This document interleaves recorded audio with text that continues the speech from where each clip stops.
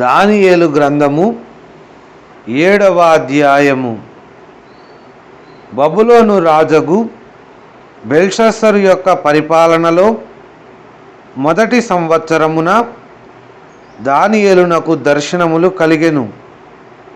అతడు తన పడక మీద పరుండి యొక్క కల కని ఆ కల సంగతిని సంక్షేపముగా వివరించి వ్రాసెను. దానియేలు వివరించి చెప్పినదేమనగా, రాత్రి యందు దర్శనములు కలిగినప్పుడు నేను తేరి చూచుచుండగా ఆకాశపు నలుదిక్కుల నుండి సముద్రము మీద గాలి విసరుట నాకు కనబడెను. అప్పుడు 4 మిక్కిలి గొప్ప జంతువులు మహాసముద్రములో నుండి పైకెక్కెను. ఆ జంతువులు ఒకదానికొకటి భిన్నములై ఉండెను.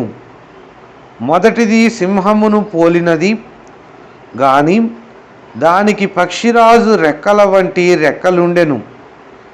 నేను చూచుచుండగా దాని రెక్కలు తీయబడినవి గనుక మనుష్యుని వలె అది పాదములు పెట్టుకొని నేలపైన నిలువబడెను. మరియు మానవ మనస్సు వంటి మనస్సు దానికి ఇయ్యబడెను. రెండవ జంతువు ఎలుగుబంటిని పోలినది. అది ఒక పార్శ్వము మీద పండుకొని తన నోట పండ్ల మధ్య 3 ప్రక్కటెముకలను పట్టుకొనినది. కొందరు లెమ్ము, విస్తారముగా మాంసము భక్షించుము అని దానితో చెప్పిరి. అటు పిమ్మట చిరుత పులిని పోలిన మరి ఒక జంతువును చూచితిని. దాని వీపున పక్షి రెక్కల వంటి 4 రెక్కలుండెను. దానికి 4 తలలుండెను. దానికి ఆధిపత్యం ఇయ్యబడెను. పిమ్మట రాత్రి యందు నాకు దర్శనములు కలిగినప్పుడు నేను చూచుచుండగా ఘోరమును భయంకరమునగు 4వ జంతువొకటి కనబడెను. అది తనకు ముందుగా నుండిన ఇతర జంతువులకు భిన్నమైనది. అది మహాబల మహత్యములు గలది. దానికి పెద్ద ఇనుప దంతములను 10 కొమ్ములు నుండెను. అది సమస్తమును భక్షించుచు తుత్తునియలుగా చేయుచు మిగిలిన దానిని కాళ్ళ క్రింద అణగద్రొక్కుచుండెను. నేను ఈ కొమ్ములను కనిపెట్టగా ఒక చిన్న కొమ్ము వాటి మధ్యను లేచెను. దానికి స్థలమిచ్చుటకై ఆ కొమ్ములలో 3 పెరికివేయబడినవి. ఈ కొమ్మునకు మానవుల కన్నుల వంటి కన్నులను గర్వముగా మాటలాడు నోరును ఉండెను. ఇంకా సింహాసనములను వేయుట చూచితిని. మహావృద్ధుడొకడు కూర్చుండెను. ఆయన వస్త్రము హిమము వలె ధవళముగాను ఆయన తల వెంట్రుకలు శుద్ధమైన గొర్రె బొచ్చు వలె తెల్లగాను ఉండెను. ఆయన సింహాసనము అగ్ని జ్వాలల వలె మండుచుండెను. దాని చక్రములు అగ్ని వలె ఉండెను. అగ్ని వంటి ప్రవాహము ఆయన యొద్ద నుండి ప్రవహించుచుండెను. వేవేల కొలది ఆయనకు పరిచారకులుండిరి. కోట్ల కొలది మనుష్యులు ఆయన ఎదుట నిలిచిరి. తీర్పు తీర్చుటకై గ్రంథములు తెరవబడెను. అప్పుడు నేను చూచుచుండగా ఆ కొమ్ము పలుకుచున్న మహాగర్వపు మాటల నిమిత్తము వారు ఆ జంతువును చంపినట్టు కనబడెను. తరువాత దాని కళేబరము మండుచున్న అగ్నిలో వేయబడెను. మిగిలిన ఆ జంతువుల ప్రభుత్వము తొలగిపోయెను. సమయము వచ్చు వరకు అవి సజీవుల మధ్యను ఉండవలెనని ఒక సమయము, ఒక కాలము వాటికి ఏర్పాటాయెను. రాత్రి కలిగిన దర్శనములను నేనింకా చూచుచుండగా ఆకాశ మేఘారూఢుడై మనుష్య కుమారుని పోలిన ఒకడు వచ్చి ఆ మహావృద్ధుడగు వాని సన్నిధిని ప్రవేశించి ఆయన సముఖమునకు తేబడెను.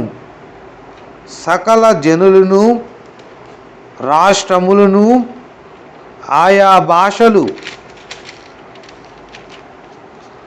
మాటలాడు వారును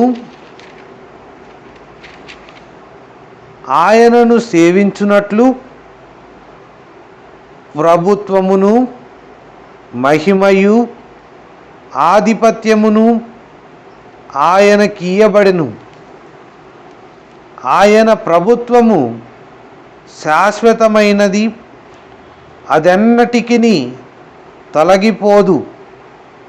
ఆయన రాజ్యము ఎప్పుడును లయము కాదు. నాకు కలిగిన దర్శనములు నన్ను కలవరపరచుచున్నందున దానియేలను నేను నా దేహములో మనోదుఃఖము గలవాడనైతిని.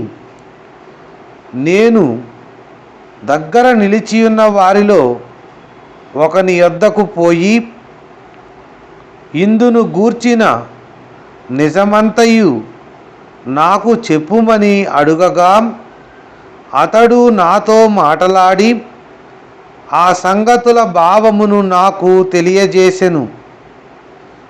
ఎట్లనగా ఈ మహాజంతువులు నాలుగైయుండి లోకమందు ప్రభుత్వము చేయబోవు నలుగురు రాజులను సూచించుచున్నవి.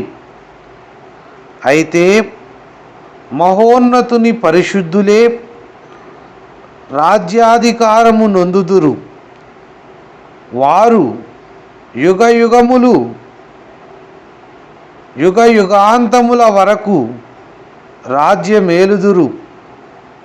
ఇనుప దంతములను ఇత్తడి గోళ్ళును గల ఆ నాలుగవ జంతువు సంగతి ఏమైనదని నేను తెలిసికొనగోరితిని. అది ఎన్నటికీ భిన్నమును మిగుల భయంకరమునై సమస్తమును పగులగొట్టుచు మృంగుచు మిగిలిన దానిని కాళ్ళ క్రింద అణగద్రొక్కుచుండెను. మరియు దాని తలపైనున్న 10 కొమ్ముల సంగతియు వాటి మధ్య నుండి పెరిగి 3 కొమ్ములను కొట్టివేసి కన్నులను గర్వముగా మాటలాడు నోరును గల ఆ వేరగు కొమ్ము సంగతియు అనగా దాని కడమ కొమ్ముల కంటే బలము కలిగిన ఆ కొమ్ము సంగతియు విచారించి తిని, ఈ కొమ్ము పరిశుద్ధులతో యుద్ధము చేయుచు వారిని గెలుచునదాయెను. ఆ మహావృద్ధుడు వచ్చి మహోన్నతుని పరిశుద్ధుల విషయములో తీర్పు తీర్చు వరకు అలాగు జరుగును గాని సమయము వచ్చినప్పుడు ఆ పరిశుద్ధులు రాజ్యము నేలుదురను సంగతి నేను గ్రహించి తిని, నేనడిగిన దానికి ఆ పరిచారకుడు ఏలాగున చెప్పెను. ఆ నాలుగవ జంతువు లోకములో తక్కిన ఆ మూడు రాజ్యములకు భిన్నమగు నాలుగవ రాజ్యమును సూచించుచున్నది. అది సమస్తమును అణగద్రొక్కుచు పగులగొట్టుచు లోకమంతయు భక్షించును. ఆ 10 కొమ్ములు ఆ రాజ్యము నుండి పుట్టబోవు 10 మంది రాజులను సూచించుచున్నవి.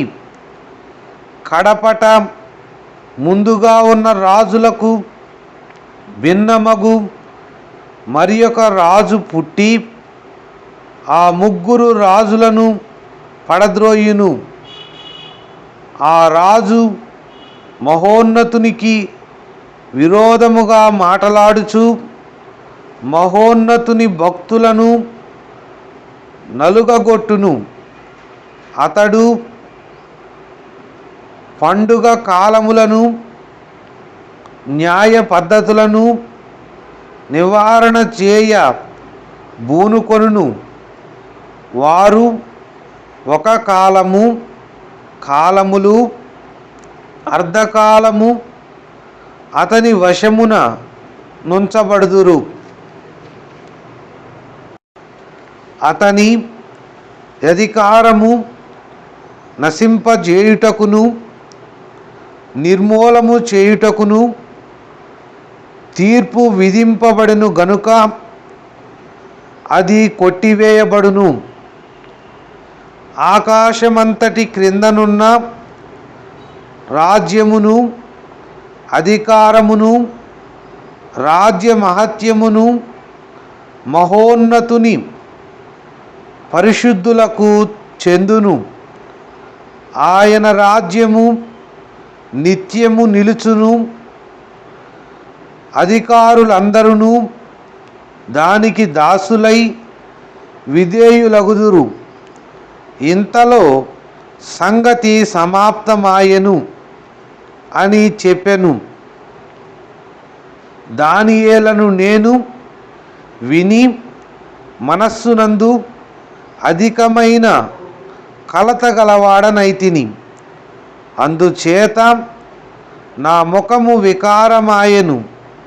అయితే ఆ సంగతి నా మనస్సులో నుంచుకొంటిని.